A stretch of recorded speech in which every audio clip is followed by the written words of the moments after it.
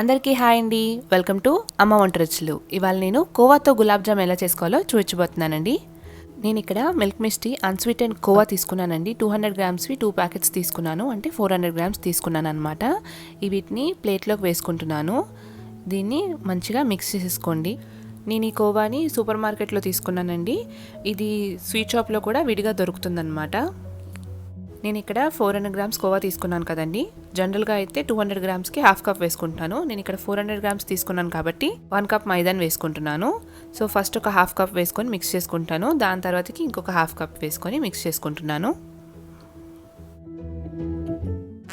కొద్ది కొద్దిగా మైదా వేసి కలిపామనుకోండి మంచిగా కలుస్తుంది అనమాట పిండి అనేది.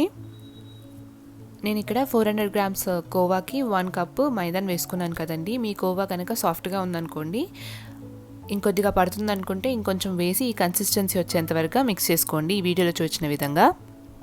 దీన్ని ఒక 10 నిమిషాలు పక్కకు పెట్టేసుకోండి. అంతలోపల నేను షుగర్ సిరప్ ఎలా చేసుకోవాలో చూపించబోతున్నాను. గిన్నె స్టవ్ మీద పెట్టేసుకొని అందులో ఒక 2 గ్లాసెస్ షుగర్ని వేసుకుంటున్నాను.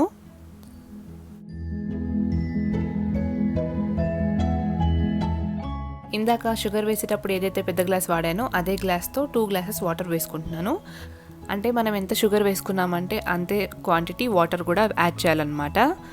దీన్ని లో ఫ్లేమ్లో షుగర్ కరిగేంత వరకు మిక్స్ చేసుకోండి. చూడండి, షుగర్ అనేది కరిగిపోయిందనమాట. ఇప్పుడు లో టు మీడియం ఫ్లేమ్లో బాయిల్ చేసుకుంటూ ఉండాలన్నమాట. కాసేపు అయిన తర్వాతకి ఒక 5 to 7 మినిట్స్ లోపల కలర్ చేంజ్ అవుతుంది. అప్పుడు మీరు ఇలా చెక్ చేసుకోవాలన్నమాట. మన గులాబ్ జామ్కి ఇలా స్టిక్కీగా పాకం ఉంటే సరిపోతుందండి. ఏ తీగ పాకం కానీ ఎలాంటివి రావాల్సిన అక్కర్లేదు. ఇలా స్టిక్కీగా ఉన్నప్పుడు స్టవ్ ఆఫ్ చేసుకోండి. మీకు ఒకవేళ కనుక ఇలాచీ పౌడర్ వేసుకోవాలనిపిస్తే కొద్దిగా ఇలాచీ పౌడర్ని వేసుకోండి. నేను మాత్రం ఇక్కడ వేసుకోలేదు. ఆఫ్ చేసుకొని పక్కకు పెట్టేసుకుంటున్నాను. ఇప్పుడు మన పిండి ఉంది కదండి, దాన్ని ఒకసారి మూత తెరుచుకొని దీన్ని బాగా ఒక 5 నిమిషాల వరకు మంచిగా మిక్స్ చేసుకోండి.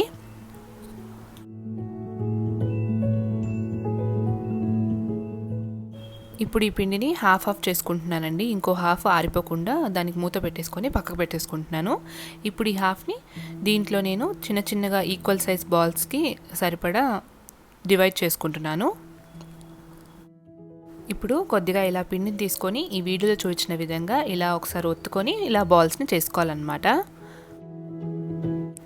క్రాక్స్ లేకుండా ఇలా సాఫ్ట్గా చేసుకోవాలన్నమాట. చూడండి, చూపిస్తున్నాను. ఒక క్రాక్ కూడా లేదు కదా, ఇలా ఉండాలన్నమాట. ఇలా ఉన్నాయనుకోండి మనకు పగలకుండా ఉంటాయి ఆయిల్లో వేసినప్పుడు. అన్ని బాల్స్ని ఇలాగే చేసేసుకుంటున్నాను.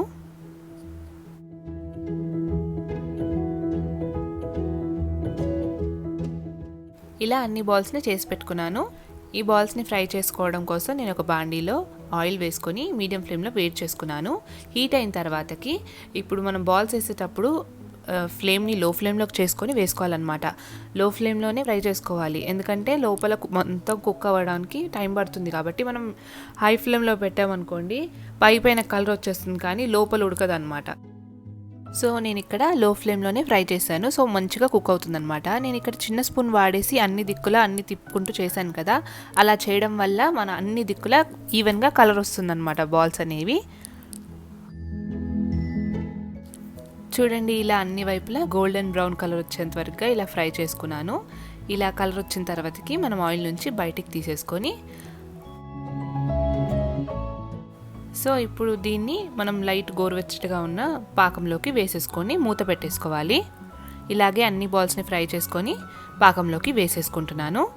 దీన్ని ఇలా మూత పెట్టేసుకొని మంచిగా నాననివ్వండి. దాదాపు 1 అవర్ వరకు నాననిచ్చారనుకోండి గులాబ్ జామ్ అనేది జ్యూసీగా బాగుంటుందన్నమాట. సో ఈ రెసిపీ కనుక మీకు నచ్చినట్టయితే కింద కామెంట్ సెక్షన్లో ఎలా ఉంది అనేది చెప్పండి.